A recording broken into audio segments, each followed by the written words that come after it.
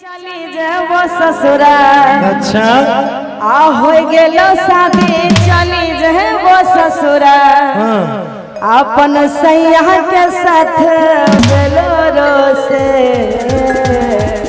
जाई छी त जो न केकरा कहे लेली तू सुन न बोले कि जाई छी त छोड़ के जो न गेरनिया जाई छी त जो कि जाई छी त छोड़ के जो न गेरनिया। हाँ तो की करबे सुनार पटैबै माल तोर से कोई पटे वाला नहीं है।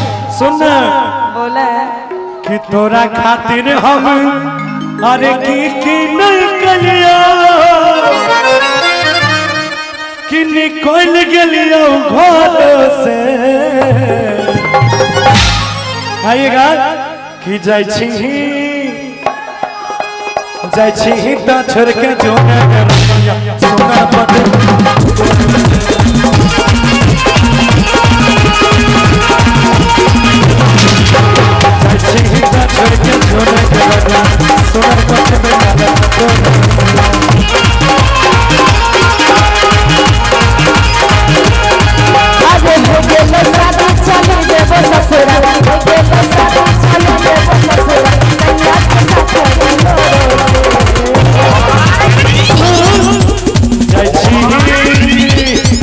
आगे जाई छी त छोड़ के जो पटे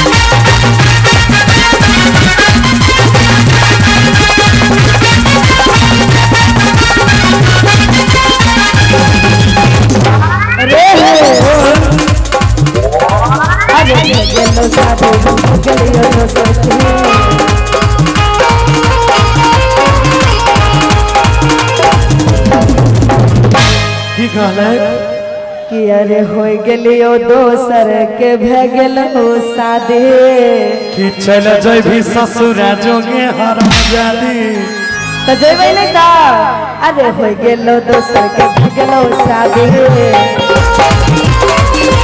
चल जैभी ससुरा जोगे हरम जादी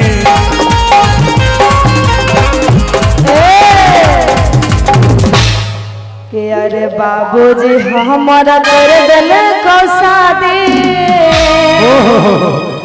अरे रहमान हम अब डरो से सुन कि जैभी त जो एगो बात सुनने छी बोलना कि जैभी त जो हमारा गम नहीं हो तोरा नियन माल हमारा कम नहीं हो या कि जाई छी सुन जाई छी छोड़ के जो न गेरनिया सोना माला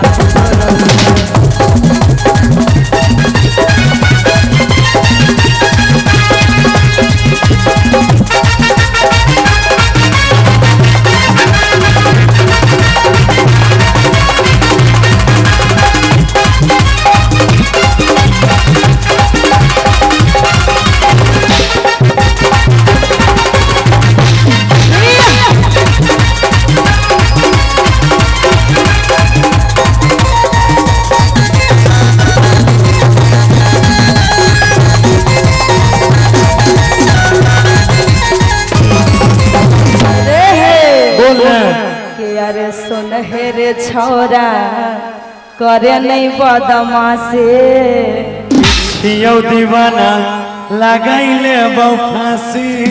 अरे ऐसा नहीं करी है, तब की सीधे चल जभी ऊपर भगवान के घर।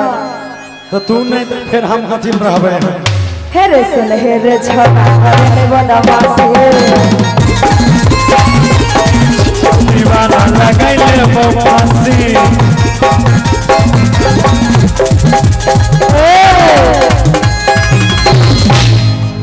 के सुन हेरे गौरव देखी के तोहरा हाला, अरे भीज छे अखिया लोरो से। कि जाई छी त छोड़ के जोने गे उषा। सुन कि जाई छी त छोड़ के जोने गे रनिया, सोना माला तोरो से।